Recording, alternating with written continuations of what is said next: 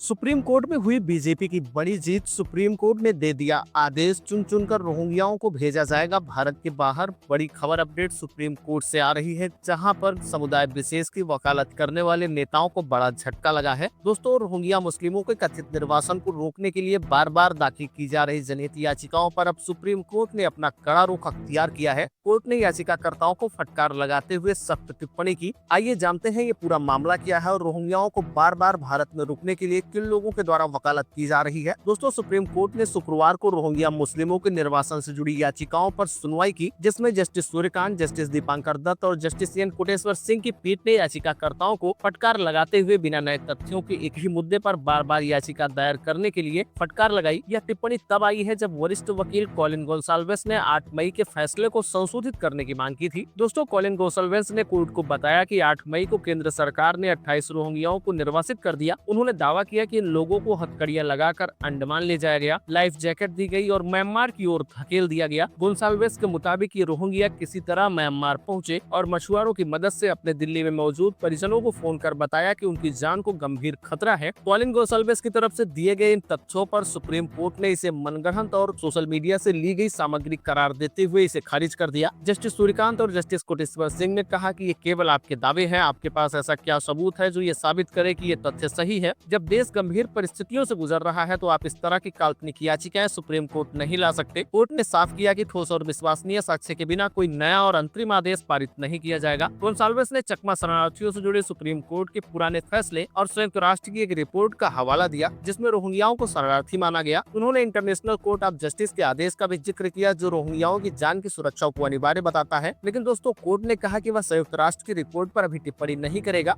और इस मामले की सुनवाई 31 जुलाई को लंबित याचिका के साथ होगी। दोस्तों, सॉलिसिटर जनरल तुषार मेहता ने कोर्ट में सरकार का पक्ष रखते हुए कहा कि भारत शरणार्थियों पर संयुक्त राष्ट्र के कन्वेंशन का हस्ताक्षर करता नहीं है, इसलिए संयुक्त राष्ट्र के द्वारा रोहिंग्याओं को शरणार्थी का दर्जा दिए जाने की मान्यता नहीं दी जा सकती। उन्होंने कहा कि रोहिंग्या म्यांमार से हैं और भारत में अवैध प्रवासी के रूप में रह रहे हैं। मेहता ने 8 अप्रैल 2021 के सुप्रीम कोर्ट के उस आदेश का भी हवाला दिया, जिसमें सरकार को विदेशी अधिनियम के तहत निर्वासन की कार्रवाई करने का अधिकार दिया गया था। दोस्तों, आपको बता दें कि याचिकाकर्ताओं की तरफ से ये भी दावा किया गया कि दिल्ली में 2 रोहिंग्या शरणार्थियों ने PIL दायर की थी, जिसमें आरोप लगाया था कि दिल्ली पुलिस ने बायोमेट्रिक डाटा एकत्र करने के बहाने उनके समूह के लोगों को हिरासत में लिया और निर्वासित कर दिया। याचिका में मांग की गई थी कि जबरन और गुप्त निर्वासन को असंवैधानिक घोषित किया जाए और निर्वासित रोहिंग्याओं को वापस दिल्ली लाया जाए, जिसे लेकर अब सुप्रीम कोर्ट की तरफ से सख्त लहजे में टिप्पणी की गई है कि रोहिंग्या भारत के नागरिक नहीं है, ऐसे में उन्हें भारत के किसी भी कोने में रहने का अधिकार नहीं है और भारत सरकार उन्हें देश से बाहर करने के लिए पूरी तरह से स्वतंत्र है। इस खबर पर आप अपनी क्या राय रखते हैं, कमेंट बॉक्स में जरूर बताइए। इस तरह की और भी अपडेट के लिए आप द पॉलिटिकल ज्ञान चैनल सब्सक्राइब करिए। फिर मिलते हैं आपसे एक नए वीडियो में नए अपडेट के साथ। तब तक के लिए नमस्कार।